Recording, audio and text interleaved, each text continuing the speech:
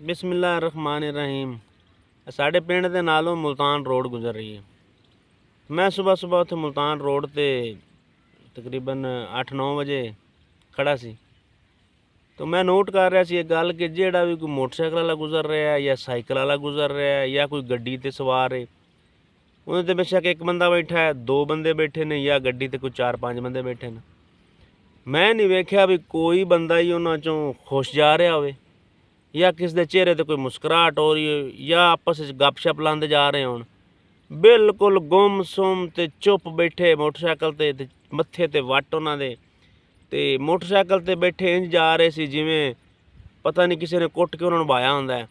पता नहीं जनाब वो किड्डे मजबूर किसी पास जा रहे ने, जिवें किसी ने ज़बरदस्ती उन्होंने मोटरसाइकिल ते बाया होंदा है। इस तरह जनाब वो ना जा रहे ने। कोई चेहरा भी ऐसा नहीं नज़र आया भी कोई हसदा खेड़दा जा रहा हो, कोई खुश जा रहा हो।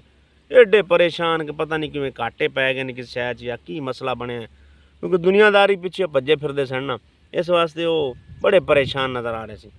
अच्छा उवें मैं उत्थों मोटरसाइकिल किक मारीए ते घर आ गया। मैं सोचता रहा सारा दिन भी यार ये की मसला है, ये क्यों एडे लोग हर बंदा ही परेशान है, की मसाइल ने।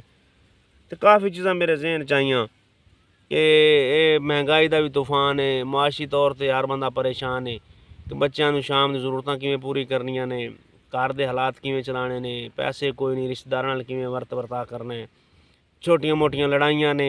हर बंदा मैं ही सोच रहा शायद यही गल्लां सोचते जा रहे होण।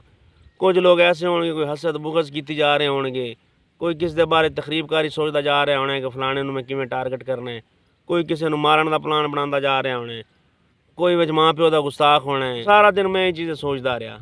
वो जोर का टाइम होया तो मैं निकलिया चौक नूं, जदों साडी मस्जिद जिहड़ी है उत्थे चौक च ही है, उदों मैं चौक च आया तो नमाजी हजरात निकले आ रहे होण। मैं आदा जी क्या बात है, नमाजी हजरात मस्जिद चो आ रहे सन, उन्होंने चेहरियां ते रौनकां सन, हसदे खेड़दे आ रहे सन, हाथ च हथ पाए सन, उन्होंने चेहरियां ते नूर सी उन्हां दे। ते इंज नज़र आ रहा सी जिवें उधरों मस्जिद चों कोई चीज़ लुट के लिया रहे ने, मस्जिद चों कोई खजाना इन्होंने लभ्या है। मुतमिन चेहरे उन्हां दे, खुश ते हसदे चेहरियां ते मुस्कुराहटां। मेरे जहन च फौरन आ गई वो सड़क वाले लोग भी, तो ये मस्जिद जो अल्लाह के घर चों निकल रहे सी, ये भी आ गए जहन च।